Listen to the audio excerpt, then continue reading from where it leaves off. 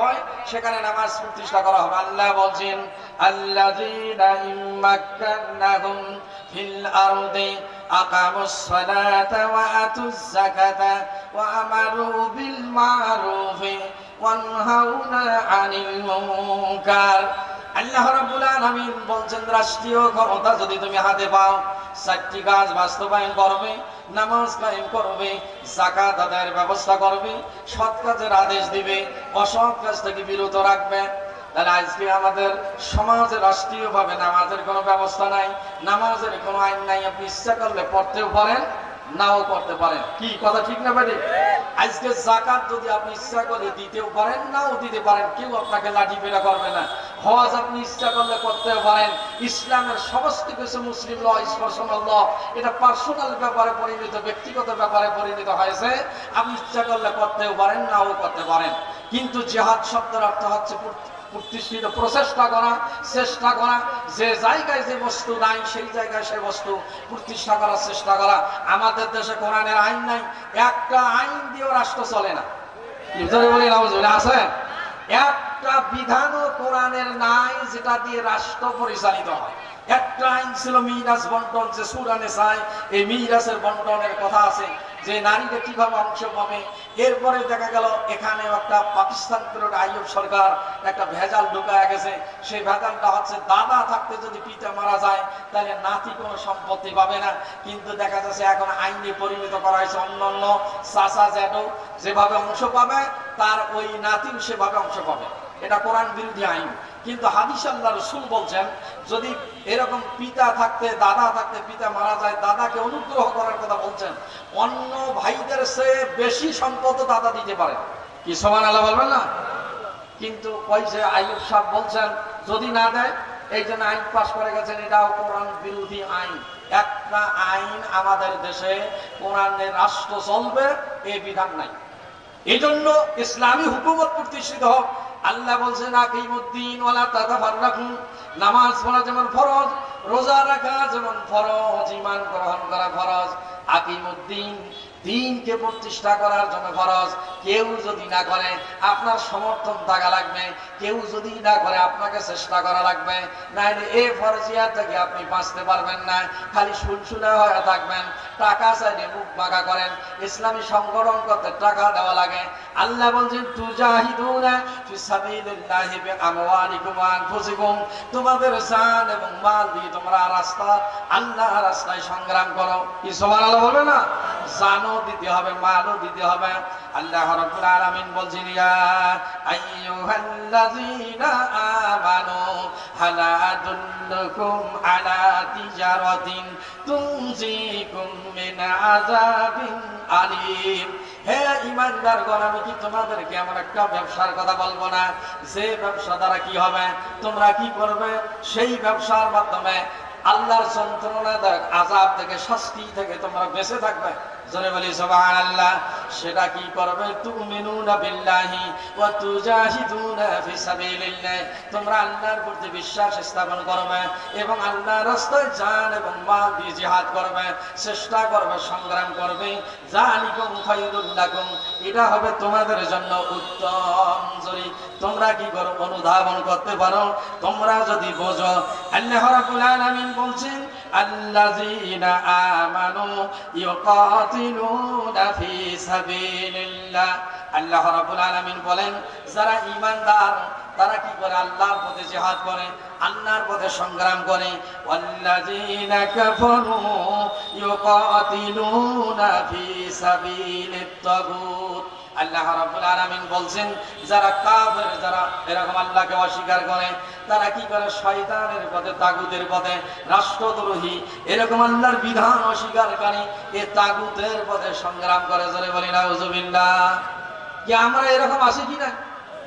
নামাজ রোজা ঠিক আছে, কিন্তু জিহাদ মানতে রাজি এরকম মুসলমান আছে না? না। তাহলে আপনার ঈমান আছে? ঈমানই থাকবে না। জোরে বলি নাউযুবিল্লাহ।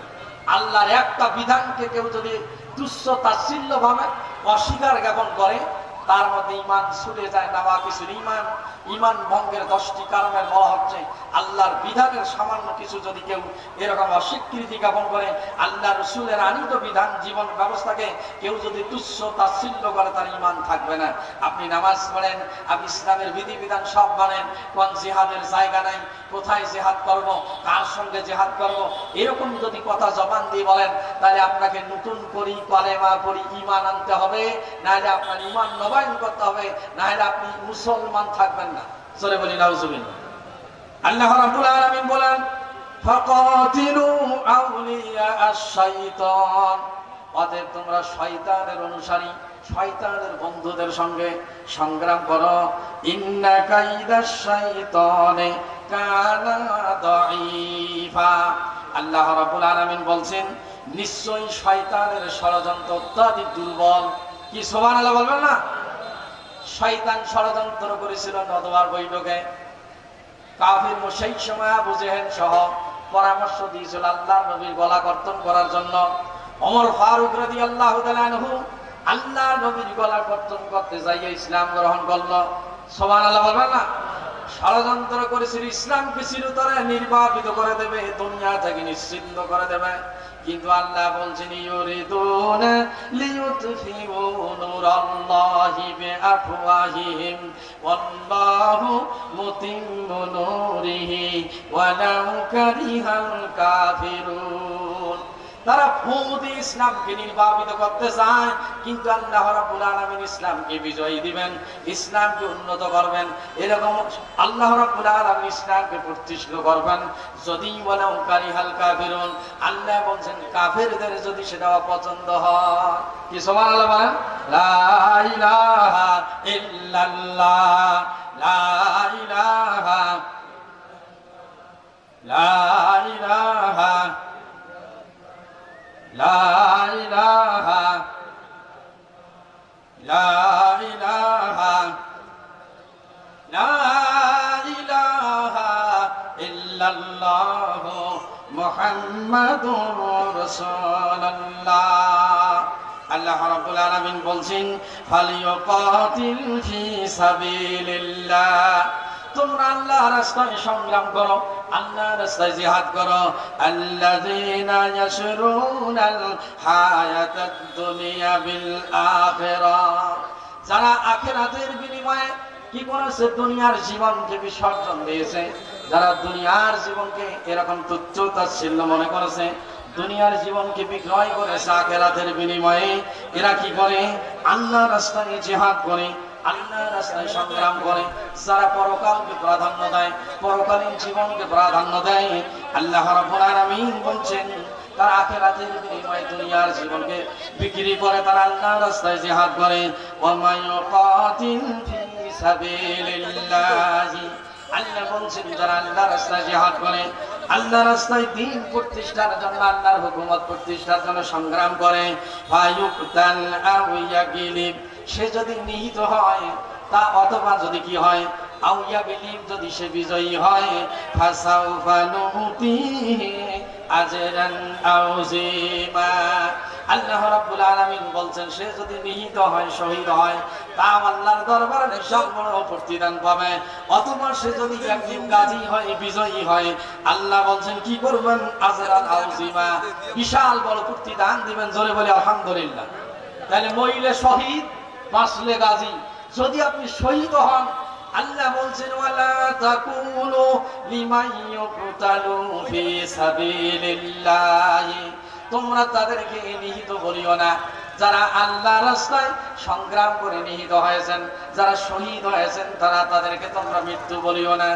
আল্লাহ রাব্বুল আলামিন বরং তারা বাল আহইয়াউন, তারা জীবিত, ওয়ালাকিন লা তাশউরুন, আল্লাহ বলছেন তোমাদের জ্ঞানই নাই, তোমাদের অনুধাবন শক্তি নাই যারা আল্লাহর রাস্তায় নিহিত হয়। আবার আল্লাহ বলছেন, আনা'আমাল্লাহু মিনান নাবিয়্যিনা ওয়াস-সিদ্দিকিনা ওয়াশ-শুহাদা, আল্লাহ রাব্বুল আলামিন অনুগ্রহ বর্ষণ করেন তাদের উপর যারা নবী এবং নবীদের উপর, ওয়াস-সিদ্দিকিন, সিদ্দিকিন দ্বারা, ওয়াশ-শুহাদা ওয়াস-সালিহিন, এবং শহীদ দ্বারা আল্লাহর দ্বীন প্রতিষ্ঠার জন্য। আল জিহাদু মাজিন আল্লাহর নবী বলছেন জিহাদ কিয়ামত পর্যন্ত অব্যাহত থাকবে। শুধু জিহাদ কোথায় করবেন তা নয়, স্বৈর শাসকের বিরুদ্ধে হক কথা বলাও জিহাদ। জোরে বলি সুবহানাল্লাহ। এরকম দিন প্রতিষ্ঠার সংগ্রাম আপনি চেষ্টা করবেন, তবে সশস্ত্র কোন সময় জিহাদ। আল্লাহর নবী আক্রমণাত্মক কোন জিহাদ করেননি। আল্লাহ রাসূল প্রতিহত করেছেন যখন কাফের মুশরিকরা ইসলামকে নির্বাপিত করতে চেয়েছে, ইসলামকে নিশ্চিহ্ন করতে চেয়েছে, তখন আল্লাহর নবী সশস্ত্র যুদ্ধে লিপ্ত হয়েছেন। তার আগে কোন আল্লাহর নবী কোন এত 81টি যুদ্ধের 27টি সেনাপতি, তিনি কোন আক্রমণাত্মক কোন যুদ্ধ করেননি। যখন কাফির মুশরিকরা রাসূলের উপর আক্রমণ চালাইছে, মুসলমানদেরকে নির্বাপিত করতে চেয়েছে, তখন আল্লাহ রাসূল কি করেছেন? এই সংগ্রাম, সশস্ত্র সংগ্রাম চালাইছেন। আল্লাহ রাব্বুল আলামিন বলেন, তোমরা যদি চাহে জিহাদে যাও, চাহে না যাও, আসাল্লাহু আইয়াকুফা বাসাল্লাযিনা কাফারু। আল্লাহ রাব্বুল আলামিন আশা করে, আল্লাহ বলতেছেন আমি কি করব? বাসা, আমি এর শক্তি সামর্থ্য গুলো কি করব? কাফিরদের বলছেন আল্লাযিনা কাফারু, আমি তাদের শক্তি সামর্থ্য গুলো চূর্ণ বিচূর্ণ করে দিব। কি সুবহানাল্লাহ বলবেন না? আল্লাহ বদরের যুদ্ধে আলফিল মালাইকাতি মুরদিফিন, আল্লাহ পাক বলছেন 1000 ফেরেশতা কন্টিনিউ প্রেরণ করেছিলেন, যারা হজ উমরা গিয়েছিলেন, এখনো বদর প্রান্তরে দেখে এসেছেন। ওই বদর প্রান্তে 14 জন শহীদের ফলক আছে, নামগুলো এখনো লেখা আছে। ওই বদর প্রান্ত এখনো নিম্নভূমি মুসলমানদের জন্য ছিল।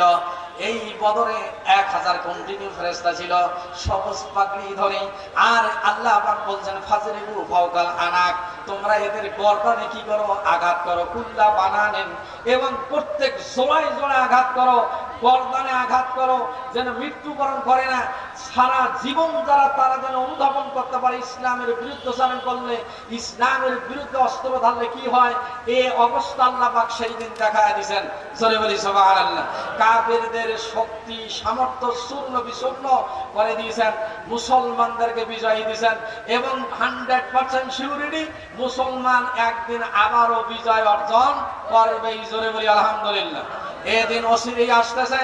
আগামী দিন হবে ইসলামের দিন, আগামী দিন হবে খেলাফতের দিন, আগামী দিন হবে কোরআনের দিন, কোরআনী হুকুমতের দিন। 100% এটা অচিরেই ইনশাআল্লাহ আসবে।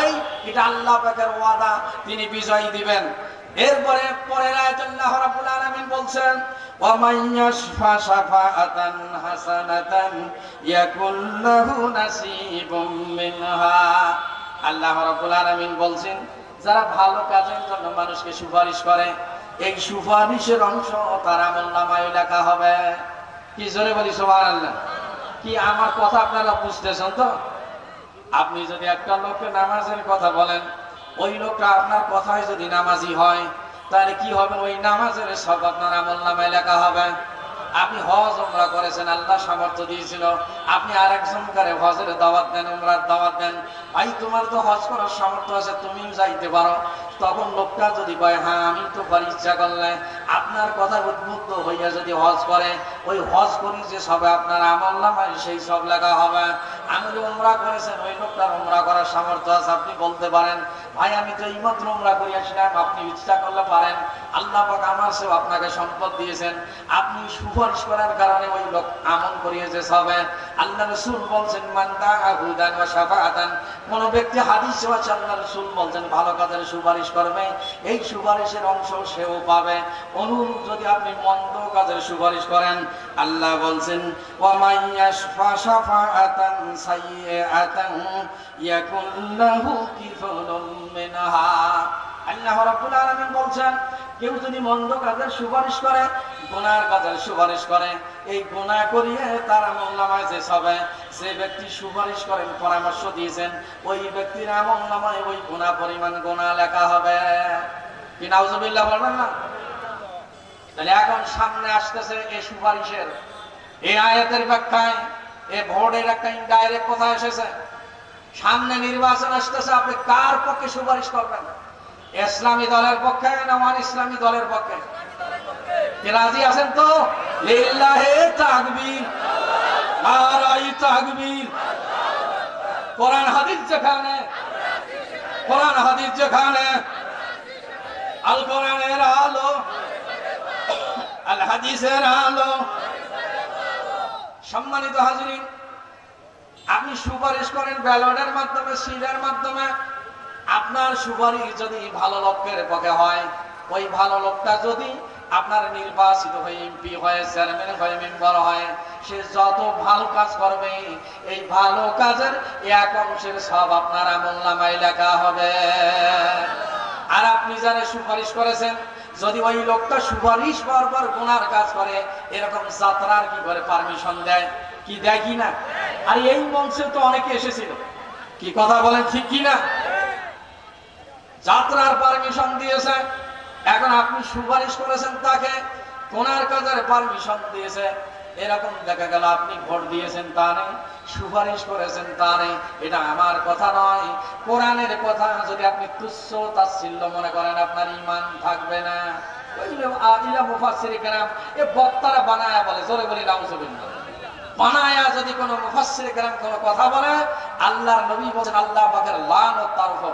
জোরে বলি নাউজুবিল্লাহ। ইচ্ছাকৃত কোনো কথা বলতে পারবো। আপনি ভালো কাজে সুপারিশ, তাহলে এটা আপনি কাকে সুপারিশ করতেছেন? কাকে সংসদে আপনি নির্বাচিত করতেছেন? কাকে আপনি প্রতিনিধি নির্বাচন করতেছেন?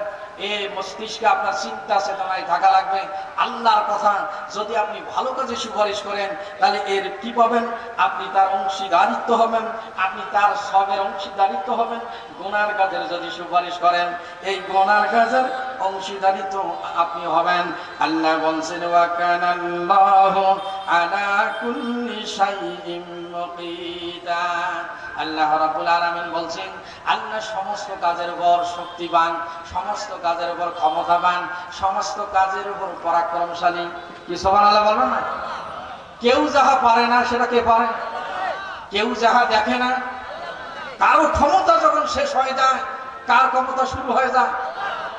সম্মানিত হাজিরিন, এগুলো ঈমানের শাখা, ঈমানের মূল বস্তু। সব ক্ষমতা যখন শেষ হয়ে যায়, আমার আল্লাহর ক্ষমতা শুরু হয়ে যায়। কেউ যখন কোনো কিছু দেখে না, আমার আল্লাহ দেখে। কেউ যাহা শোনে না, আমার আল্লাহ তাহা শোনে। আল্লাহুম্মা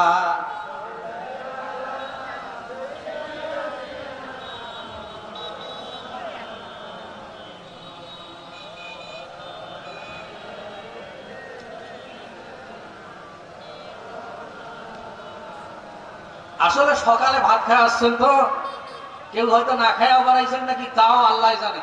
হইতেও পারে জাগা নেওয়ার জন্য অনেকে 10টায় দেখি আসছে। 10টায় খায় আসলে 12টা আলো তো বাজে নেই। দিনের 12টা তো মানুষের 12টা বাজে না, রাইতের 12টা মানুষের 12টা বাজে। এটা তো রাত নয়। তাহলে অন্তত জোরে আওয়াজ হইবে আল্লাহুম্মা।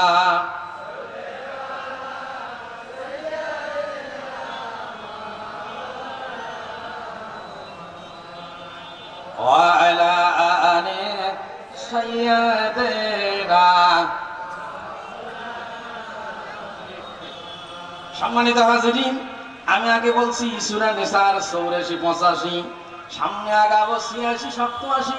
আল্লাহ রাব্বুল আলামিন বলছেন, ওয়া ইযা হুইতুম বিতাহিয়াতিন ফাহাইয়ু বিআহসানা মিনহা আও রুদ্দুহা। আল্লাহ রাব্বুল আলামিন বলছেন, তোমাকে কেউ যদি সালাম দেয়, তুমি কি করো? তার সেই উত্তম বাক্যে জবাব দাও। অথবা কি করো? আওরুদ্দুহা, কিংবা সম পরিমাণ শব্দ দিয়ে কি করো? তার সালামের জবাব দাও। কি সুবহানাল্লাহ বলেন? এখানে হাইয়াকা আল্লাহ। আগে ইসলামের প্রাথমিক যুগে এরকম ইসলাম আবির্ভাবের পূর্বে একজন আরেকজনের সঙ্গে সাক্ষাৎ হলে মানুষ কি করতো? এরকম বলতো হাইয়াকা আল্লাহ, আল্লাহ তোমার হায়াত বাড়িয়ে দাও, আল্লাহ তোমার জীবনে বরকত দান করুক। ইসলাম আবির্ভাবের পর আল্লাহ বলছেন সালাম দাও, আসসালামু আলাইকুম বলো।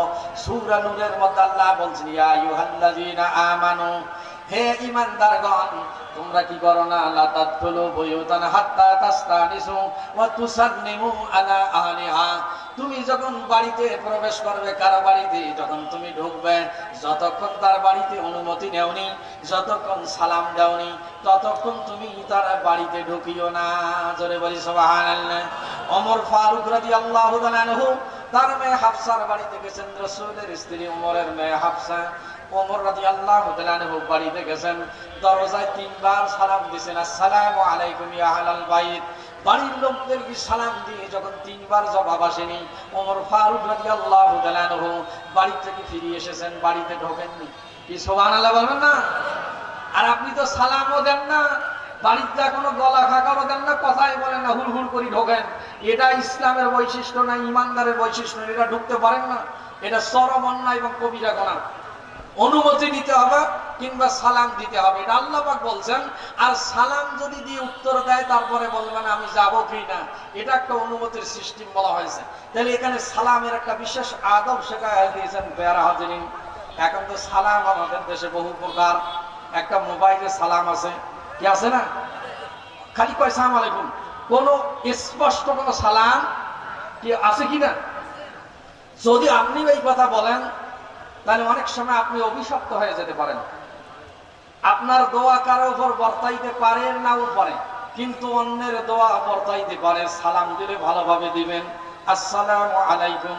মোবাইলে সালাম দেন, আর টেলিফোনে সালাম দেন, আর সাক্ষাৎকারে সালাম দেন, যেই দেন না কেন, যদি আপনি স্পষ্ট সালাম না দেন, দেখা গেল অর্থ বিকৃত হয়। আসসালামু আলাইকুম তোমার মৃত্যু হোক, সালাম আলাইকুম তোমার ধ্বংস হোক। এভাবে যদি আপনি সালাম দেন, আপনি বললেন তোমার ধ্বংস হোক, আপনার দোয়া কবুল হইতেও পারে নাও হইতে পারে। কিন্তু যিনি বলল ওয়া আলাইকুম, শুধু এতটুকুই যদি বলে, আপনার উপর ওই গজব নাজিল হবে। কি জোরে বলি নাউজুবিল্লাহ। এক ইহুদি এসে একবার আল্লাহর নবীর দরবারে এরকম আয়েশা রাদিয়াল্লাহু তাআলা আনহা তার সঙ্গে বসা, সালাম দিছেন আসসালামু আলাইকুম। আল্লাহর নবী কাছে বলছে তোমার মরণ হোক। আয়েশা রাদিয়াল্লাহু তাআলা আনহা বলছেন ওয়া আলাইকুমুস সালাম ওয়া লানাতুল্লাহি ওয়া গাযাবাহু। আয়েশা বলছেন তোমার মরণ হোক, তোমার ধ্বংস হোক, আল্লাহর লানত বর্ষিত হোক। আল্লাহর নবী বলছেন আয়েশা তুমি এত দূর পর্যন্ত কেন বললে? বলি ইয়া রাসূলুল্লাহ ইয়া হাবিবাল্লাহ, আপনি কি শোনেননি সে কি বলছে? বলে আমি তো শুনেছি, তোমার এতটুকু বলার প্রয়োজন ছিল না। তুমি শুধু যদি ওয়া আলাইকুম বলো, এই তার জন্য যথেষ্ট ছিল যে যত শব্দ প্রয়োগ করেছে। তোমার মরণ হোক, বরং ওই তার দোয়া তোমার উপর বর্তাবে না, বরং তুমি যদি শুধু ওয়া আলাইকুম বলো, তাহলে এই দোয়াই তার উপর বর্তাবে। কি বুঝেছেন আমার কথা? আপনি সালাম দিয়ে ঠিক করি কান হুজুর আপনার মেয়েকে বিয়ে করব, এখন হুজুর কইলো ওয়া আলাইকুম, মানে হুজুরে তোর বেটি বিয়ে করবে। কি কথা বুঝে গেছে আমার? কি বুঝেছেন আমার কথা? আরে তোমার দোয়া কবুল হইতেও পারে নাও হইতে পারে, যিনি পূর্তি উত্তর দিচ্ছেন তার দোয়া কবুল হইতে পারে, এটা রাসূলের হাদিস। কাকে আপনি টিটকারি করেন, কাকে আপনি উপহাস করেন, কাকে আপনি সালাম আলাইকুম দেন, কাকে আপনি আসসালামু আলাইকুম বলেন, নিজে তো খেয়ালই করেন না। সম্মানিত উপস্থিতি,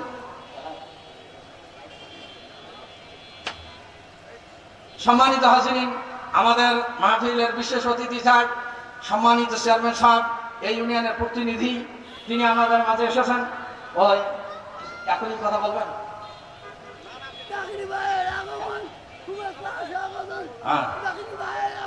হ্যাঁ, শুভেচ্ছায় স্বাগতম, চেয়ারম্যান সাহেবের আগমন, মারহাবান, আহলান সাহলান। সম্মানিত হাজিরিন, তাহলে যারা সালাম দিবেন স্পষ্ট সালাম দিবেন, ভুল করিয়েন না। তিনি যদি উত্তর ভালো না দেন তাহলে তার গুনাহ হবে ওয়াজিব, তরক হবে কবিরা গুনাহ হবে। সালামের জবাব দেওয়া ওয়াজিব। আবার অনেকে আছেন আমাদের দেশে, সালামের অনেক কথা আছে। এখন একজন সম্মানিত ব্যক্তি সালাম দিল, ইনি তার জবাব না দিয়ে আবার সালাম দেয়। জোরে বলি নাউজুবিল্লাহ। আপনার জবাব দেওয়া ওয়াজিব, আপনার সালাম দেওয়া ওয়াজিব না। আমি আপনাকে সালাম দিছি, আপনি যত নিম্নমানের হোক না কেন, আপনি জবাব দিবেন ওয়া আলাইকুমুস সালাম, তারপরে সাক্ষাৎ হলে আবার সালাম দেন। কিন্তু আপনি জবাব না দিয়ে আবার সালাম দিবেন, এটা ইসলামের আদর্শ না। আল্লাহর নবীর সে আগে কেউ পৃথিবীতে সালাম দিতে পারেনি। কি সুবহানাল্লাহ বলেন? আমরা তো সালামের অপেক্ষায় থাকি, কি থাকি কিনা? আপনি সালামের অপেক্ষায় থাকেন। এরকম শিক্ষক কয় ছাত্র আমারে সালাম দিবে, ইমাম কয় আমাকে মুসল্লি আগে সালাম দিবে, বাপ কয় বেটা আমারে আগে সালাম দিবে, স্ত্রী কয় স্বামী আমারে আগে সালাম দিবে। কিন্তু আল্লাহর নবী বলছেন যে আগে আগে সালাম দেয় সে অহংকার থেকে মুক্ত। জোরে বলি সুবহানাল্লাহ। ওই ব্যক্তি ব্যক্তির উপর 10 নেকি নয় 90 নেকি লেখা হয়।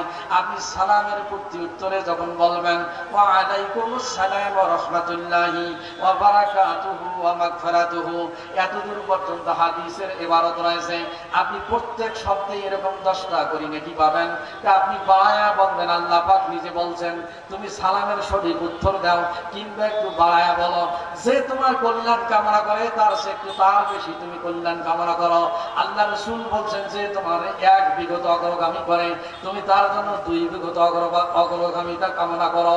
যে তোমার সামান্য উপকার করে তুমি তার জন্য বেশি উপকার করার চেষ্টা করো। এটাই হচ্ছে ইসলামের আদর্শ। তাহলে আপনি যখন সালাম দিবেন ভালোভাবে দিবেন। যদি কেউ সালামের জবাব না দেয় তাহলে কবিরা গুনাহ হবে। তাকে স্পষ্ট সালামের জবাব দিতে হবে। আবার সাক্ষাৎ হলে সালাম দিবেন। এটা আল্লাহর নবীর বৈশিষ্ট্য, সাহাবা আজমাইনদের বৈশিষ্ট্য। আল্লাহর নবী হাদিসে বলছেন, মিশকাতে হাদিস খানে এসেছে, তিরমিজিতে এসেছে, অন্য হাদিস গ্রন্থে এসেছে, ওয়ান আবি হুরায়রা রাদিয়াল্লাহু তাআলা আনহু ওয়া আন আলী রাদিয়াল্লাহু তাআলা আনহু قال قال رسول الله صلى الله عليه وسلم المؤمن على المؤمن ست خصال يعبده إذا مارد ويشهده إذا مات ويسلم إذا لقيه ইলা আখির হাদিস। আল্লাহর নবী বলছেন একজন মুমিন হিসেবে আরেকটা মুমিনের 6টা বৈশিষ্ট্য, 6টা হক। 6টা একটা মুমিন হিসেবে আর একটা মুমিনের 6টা হক। 1 নম্বর বলছেন যখন তার সঙ্গে সাক্ষাৎ হবে ইউসাল্লিমু আলাইহি জালাকিয়াহু, সাক্ষাৎ হলেই তুমি সালাম দেবে। কারো অপেক্ষায় থাকবে না যে সে আমাকে আগে সালাম দেবে, এটা নয়। এখন আমাদের সমাজে বাপ কয় আমি যেমন ছেলেকে আগে সালাম দিব, কিন্তু আল্লাহর নবীর আদর্শ ছিল তিনি আগে আগে সালাম দিতেন, ছোট বাচ্চাদেরকে সালাম দিতেন। আজকে আপনি হাদিসের আমল করে দেখেন, আপনি যদি পিতা হন আগে সন্তানকে আগে সালাম দেন, সে ছেলে হোক আর মেয়ে হোক, দেখবেন ওই ছেলে আপনাকে সালাম দেওয়ার জন্য অপেক্ষায় থাকবে যে আমার পিতা কেন আমাকে আগে সালাম দেয়, অবশ্যই আমাকে আগে সালাম দিতে হবে।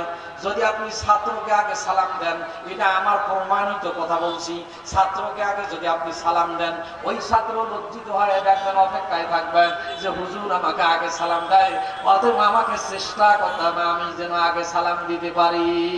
আপনি বাড়িতে ঢুকবেন, স্ত্রীকে সালাম দিবেন, পরিবার পরিজনকে সালাম দিবেন। আল্লাহর নবী বলছেন ইয়া বুনাইয়া ইযা দাখালতুম বুয়ুতান ফাসাল্লিমু আলা আহলি বাইতিকুম তাহিয়াতান মুবারাকাতান তাইয়্যিবাতি। আল্লাহর নবী বলছেন হে প্রিয় বৎস, তুমি যখন তোমার বাড়িতে ঢুকবে, তোমার পরিবার পরিজন আহলে বাইতে তুমি বাড়িতে সালাম দাও, শয়তান দুর্বৃত্ত হবে, ওই বাড়িতে কল্যাণ নিহিত হবে, আল্লাহ পাকের রহমত নাজিল হবে। জোরে বলি সুবহানাল্লাহ। লজ্জার কিছু নাই, আগে আপনি প্র্যাকটিস করেন, চেষ্টা করেন, ইনশাআল্লাহ দেখবেন হয়ে যাবে। হয়তো কিছু সংকোচ হয়ে যাবে, কিছুদিন হয়তো আগে সালাম দেওয়া নিজেকে লজ্জিত এরকম ইতস্তত লাগবে, কিন্তু আপনি দিতে ধরেন, দেখবেন সব ঠিক হয়। আমাদের দেশের অনেক শ্বশুর আছে আমি কোন জামাইকে আগে সালাম দিব, জামাই আগে আমাকে সালাম দিবে, 14 গোষ্ঠী ছোট কি কয় কি না। কেন আপনি জামাই সালামের অপেক্ষায় থাকবেন? জামাইকে আগে সালাম দিবেন, দেখবেন 6 মাইল দূরে থেকে চেষ্টা করবে শ্বশুরকে আমি আগে সালাম দেওয়ার চেষ্টা করব। কি সুবহানাল্লাহ, প্রমাণ করে দেখেন কি এটা হচ্ছে ইসলামের আদর্শ। আল্লাহ পাক সালাম শেখায় দিয়েছেন, আল্লাহ রাসূল সালামের আদর্শ শেখায় দিয়েছেন। তিনি পালকদেরকে আগে সালাম দিয়েছেন, স্ত্রীদেরকে আগে সালাম দিয়েছেন, প্রত্যেক সাহাবা আজমাইনকে তিনি আগে সালাম দিয়েছেন। আমরা কারো সালামের অপেক্ষায় থাকবো না, এবং কেউ যদি আমাকে সালাম দেয় আল্লাহ পাক বলছেন তুমি তার উত্তম কথা দিয়ে জবাব দাও, আর রুদ্দুহা, অথবা যেটুকু পারো সেটুকু দিয়েই কথা বলো। সালাম যখন আপনি আগে দেন, আল্লাহর নবী বলছেন ফেরেশতারা ইস্তেকবাল জানায়, আপনার মাগফিরাত কামনা করে। এই হাদিসে এসেছে একদিন আলী রাদিয়াল্লাহু তাআলা আনহু, আল্লাহর নবী বলছেন হাদিস শরীফে এসেছে আবু বকর সিদ্দিক রাদিয়াল্লাহু তাআলা আনহুর সঙ্গে সাক্ষাৎ হয়েছে, কিন্তু আলী বয়সে ছোট, আবু বকরকে আগে সালাম দেয়নি। এবারে আল্লাহর নবীর কাছে যাইয়া অভিযোগ দিয়েছে, ইয়া রাসূলুল্লাহ, ইয়া হাবিবাল্লাহ, আলীর সঙ্গে আমার সাক্ষাৎ, সে আমাকে সালাম না দিয়ে আমার সালামের অপেক্ষায় আছে। তখন আল্লাহ রাসূল বলেন, ও আলী, তুমি কেন আবু বকরের সালামের অপেক্ষায় থাকলে? বলে, ইয়া রাসূলুল্লাহ, ইয়া হাবিবাল্লাহ, আপনি তো বলছেন যে আগে সালাম দেয়, আল্লাহ পাকের ফেরেশতারা তাকে ইস্তেকবাল জানায়, তার জন্য মাগফিরাত কামনা করে, দোয়া করে। আমি আলী প্রত্যেকদিন আবু বকরকে আগে সালাম দেই, কিন্তু আমি এ বরকত এ মর্যাদা আমি পাই আজকে আমি আবু বকরের জন্য এটা ওয়াকফ করে দিছি যে ফেরেশতারা তাকে ইস্তেকবাল জানাক, ফেরেশতারা তার জন্য মাগফিরাত কামনা করুক, এই জন্য আমি আজকে তাকে আগে সালাম দেই না। সুবহানাল্লাহ বলবেন না? অনেক মর্তবা আছে সালামের দ্বারা হিংসা বিদ্বেষ বিদূরিত হয়, আন্তরিকতা মহব্বত হয়, হিংসা বিদ্বেষ দূরীভূত হয়। আপনি স্বামী স্ত্রীর মধ্যে বিভেদ, স্ত্রীকে আগে সালাম দেন, দেখবেন দাম্পত্য জীবন ভালো হয়ে যাবে। পিতা পুত্র এরকম হিংসা বিদ্বেষ কথাবার্তা নাই, সালাম দেন। পাড়া প্রতিবেশী নাই, সালাম দেন। যেখানেই দেবেন, তবে যে জায়গায় সালাম দেওয়া জায়েজ নাই, আবার আজ এই হাদিস শুনিয়ে যায় আবার যায় শুরু করে দেন না। যে সমস্ত নারীদেরকে বিবাহ করা বৈধ, ইসলাম বলছে তাদেরকে আগে সালাম দিও না, তাদেরকে আগে সালাম দেওয়া জায়েজ নাই। মুহরিমাত নারীদেরকে যাদেরকে বিবাহ করা হারাম, এমন নারীদেরকে আগে সালাম দেওয়া জায়েজ। তারা মায়ের মতো পাঁচজন, নিজের মা, ফুফু, খালা, শাশুড়ি, দুধমা, এদেরকে আপনি আগে সালাম দিতে পারবেন। নিজের বোনের মতো পাঁচজন, নিজের বোন, দাদি, নানি, দুধ বোন এবং নাতনি, নাতনিদের সঙ্গে তো মাখামাখি করেন, নিজের নাতনিদের সঙ্গে মাখামাখি, যৌন উদ্দীপনা, কথাবার্তা বলা কবিরা গোনা। বিজরে বলি নাউজুবিল্লাহ। নাতনিকে বিবাহ করা হারাম। মেয়ের মেয়ে নাতনি, ছেলের মেয়ে নাতনি, এই নিম্নতম যত বংশ আছে বিবাহ করা হারাম। এদের সঙ্গে যৌন উদ্দীপনামূলক কথাবার্তা বলা হারাম, এরকম রসিকতা করা হারাম। এর নাতনিদেরকে আগে সালাম দেওয়া জায়েজ। নিজের মেয়ের মতো চারজন, নিজের মেয়ে, ভাইয়ের মেয়ে, বোনের মেয়ে, পুত্রবধূ, এই 14 জন নারীকে ডাইরেক্ট আপনি সালাম দিতে পারেন। তাদের সঙ্গে সাক্ষাৎ করা জায়েজ আছে এবং কথাবার্তা বলা জায়েজ আছে, তবে নির্জনে নয়। কি কথা বুঝেছেন? নির্জনে, একাকী নয়। একদিন হযরত আবু বকর সিদ্দিক রাদিয়াল্লাহু তাআলা আনহু নির্জনে আয়েশা সিদ্দিকা রাদিয়াল্লাহু তাআলা আনহার সঙ্গে কথা বলছিলেন। পর্দা করে বলে, ইসলাম করে বলে। এমন সময় আল্লাহর নবী আসলেন। আসি দেখে আবু বকর এবং আয়েশা কথাবার্তা বলতেছে। এই কথাবার্তার সময় আল্লাহর নবী এসে থমকিয়ে দাঁড়া গেলেন। আয়েশার বাড়িতে আবু বকর কথা বলছেন। এবারে আবু বকর সিদ্দিক রাদিয়াল্লাহু তাআলা আনহু আশ্চর্যজনক হলেন। আমি আমার মেয়ের সঙ্গে কথা বলছি, যাকে বিবাহ করেন চিরতরে হারাম। আল্লাহর নবী আমার কি অপছন্দনীয় কাজ পাইলেন, কেন তিনি থমকিয়ে দাঁড়া গেলেন? আয়েশা বলতেছেন, ইয়া রাসূলুল্লাহ, ইয়া হাবিবাল্লাহ, আমি আমার বাবার সঙ্গে কথা বলছি, যার সঙ্গে চিরতরে বিবাহ হারাম নারীদের জন্য। এখানে আমাদের কি আপনি ত্রুটি পাইলেন, কেন আপনি থমকিয়ে দাঁড়া গেলেন? আল্লাহর নবী বলছেন, ও আবু বকর, আমি তোমার কোনো ত্রুটি পাইনি। আয়েশাকে বলছেন, ও আয়েশা, তোমারও কোনো ত্রুটি আমি পাইনি, তবে আমি চিন্তায় আশ্চর্যজনিত হয়ে গেলাম। যেখানে বাপ আর মেয়ে কথা বলতেছে নির্জনে, ওই জায়গায় শয়তান ওয়াসওয়াসা দেওয়ার চেষ্টা করছে। কি নাউজুবিল্লাহ বলবেন না? তাহলে বাপ আর মেয়ে যদি নির্জনে কথা বলেন, শয়তান সেখানে ওয়াসওয়াসা দেওয়ার চেষ্টা করে। এই জন্য একাকী নির্জনে কথা বলা, সালাম দেওয়া, এর থেকেও বিরত থাকার কথা বলা হয়েছে। তার নাম ইসলাম। তাহলে যদি পর নারীকে আপনি সালাম দেন, মোকাবেলায় কথা বলেন, কি শয়তান বসে থাকবে নাকি? শয়তান বসে থাকবে না। মেসেঞ্জারে কথা বলেন, মোবাইলে ঘন্টার পর ঘন্টা বলেন, ইউটিউবে কথা এরকম দেখেন, এই সময় শয়তান বসে থাকবে না, অনৈতিক কাজে আপনাকে লিপ্ত করতে পারে। যাদেরকে সালাম দেওয়া যায় সেখানে সালাম দিবেন, পরিবেশ তৈরি করবেন। পরিবেশ তৈরি না করলেও সালামের আবার বিপদ। কথা বুঝেছেন? হঠাৎ একটা জিনিস করতে গেলে বিপদ আসতেই পারে। কোনো এক ভাই 3 মাস সময় লাগাচ্ছে, 3 মাস 10 দিন, এরকম 120 দিন সময় লাগা বাড়িতে ফিরে আসছে। এখন বাড়িতে ফিরে আসে, এই সালামের আওয়াজ শুনছে। এখন বাড়িতে আসিয়া সালাম দিছে, আগে দাড়ি ধুয়ে নেই, দাড়ি ধুইছে, এখন মাথার সুন্নতি চুল দাড়ি। এখন বাড়িতে আসিয়া পৌষ মাসি দিন সালাম দিছে, আসসালামু আলাইকুম। এখন স্ত্রী কয়, এই কথা তো আমার স্বামী কোনোদিনও কয় নাই, নিশ্চয়ই স্বামীর মাথা খারাপ হয়েছে, ব্যাপার কি এরকম কেন বলছে? এখন দৌড়ি গেছে বাপের কাছে। কছে, আব্বা কি ব্যাপার, আমার ছেলে কেমন দীর্ঘদিন থেকে আসলো, এই যে কি কৌছে, অমুকের বাড়ি সালামের কথা কেন, চাচাতো ভাই সালাম, এই কথা কেন কৌছে? এখন বাপক দেখিয়ে কইছে, আসসালামু আলাইকুম। এখন বাবু কয়, মোর বেটার সত্যি মাথা খারাপ হয়ে গেছে, আগে তো এই ধরনের কথা কয় নাই, দাড়িও আসেন না, চুলও তো আসেন না, এরকম ব্যাপারটা কি? নিশ্চয়ই আর মাথা খারাপ হয়েছে, কার সঙ্গে গেছে ইয়া ডাকাও। এখন বেটাও কয়, বাবু কয় যে না, কার সঙ্গে গেল, সময় লাগাইলো কার সঙ্গে, একে আগে ডাকা না। মায়ের সঙ্গে দেখা হয়, কইছে আসসালামু আলাইকুম। মাও কছে, সর্বনাশ, মোর বেটা শেষ, এখন তো কি অবস্থা, এখন সবাই চিন্তা করে কি ব্যাপার কি, এখন এরা তো আর কেউ কিছু বোঝে না। এখন না বুঝি এখন পৌষ মাসে দিন কইছি আর মাথা খারাপ হয়েছে, আর মাথা পানি ঢালা লাগবে, অতএব শোতাও সবাই 2-4 জন না ধরি পৌষ মাসে দিন শোতে জুত মাথা পানি ঢালা শুরু করে দিছে। এখন বলছে না আমার কোনো মাথা খারাপ হয় নাই, আমি সালাম দিতে, আর কই সালামের বাড়ি তুই কিসের সালাম দিস, তোর ভাই চাচাতো ভাই সালাম আর কই সালাম, ব্যাপারটা কি? এখন এই যখন যার সঙ্গে সবাই কাটেছে কয় ঘটনা শোনো ইয়ের মাথার পৌষ মাসের দিন পানি ঢালেন না, এই যা সালামের ওয়াজ শুনছে, বাড়িতে আগে ঢুকলে সালাম দিতে হবে, মাকে সালাম দিতে হবে, বাবাকে সালাম দিতে হবে, এটা ইসলামের আদর্শ। এখন এর মাথা কথা খারাপ হয়নি, তারপরে এই পৌষ মাসের দিন পানি ঢালা মাথার থেকে সে বাঁচে। কি সুবহানাল্লাহ বলবেন না নাউজুবিল্লাহ বলবেন? এই জন্য পরিবেশ সৃষ্টি করতে হবে, এরকম আস্তে আস্তে এ কাজ আগাইতে হবে। হুট করে যাইতে শুরু করে দিলেন, এখন বিপদও ঘটতে পারে। তবে পরিবেশ তৈরি করুন, ধীরে ধীরে আগান। ইসলামের সৃষ্টি দেখা হলে সালাম দিবেন, তাটা অনিসলামিক কৃষ্টি কালচার, এটা মুসলমানের হইতে পারে না। আল্লাহ নবীর আদর্শ মুসলমান সালাম দিবে। কিন্তু আজকে লন্ডনে সকালবেলা বলা হয় গুড মর্নিং, বিকালবেলা কয় গুড আফটারনুন, রাত্রিবেলা বলা গুড নাইট। এখন আমাদের দেশের ছেলেমেয়েরা গুড আফটারনুন কয়, গুড নাইট কয়, এরকম দেখা যাচ্ছে গুড মর্নিং কয়, টাটা দেয়। এগুলো সমস্ত অনিসলামিক কৃষ্টি কালচার, এগুলো ইহুদি খ্রিস্টানদের কৃষ্টি কালচার। মুসলমান এই কৃষ্টি কালচার গ্রহণ করবে না। আল্লাহুম্মা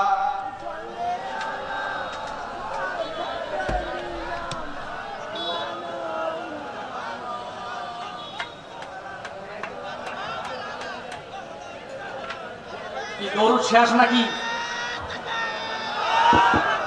নারায়ে তাকবীর, নারায়ে তাকবীর, আল্লাহু আকবার। বিশেষ বক্তার আগমন, বিশেষ বক্তার আগমন, শুভেচ্ছায় স্বাগত।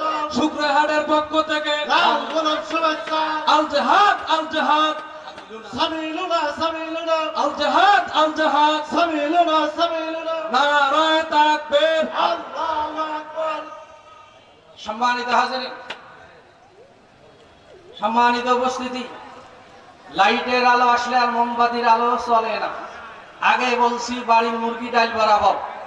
ওমা আলাইনা ইল্লাল বালাগ, আখিরু দাওয়ানা আলহামদুলিল্লাহি রাব্বিল আলামিন। আমার কথায় ত্রুটি হলে আল্লাহর দরবারে ক্ষমা প্রার্থী, আপনাদের কাছে দোয়া প্রার্থী। আল্লাহ যেন এলেম অনুযায়ী আমল করা তৌফিক দেন। আসসালামু আলাইকুম ওয়া রাহমাতুল্লাহ।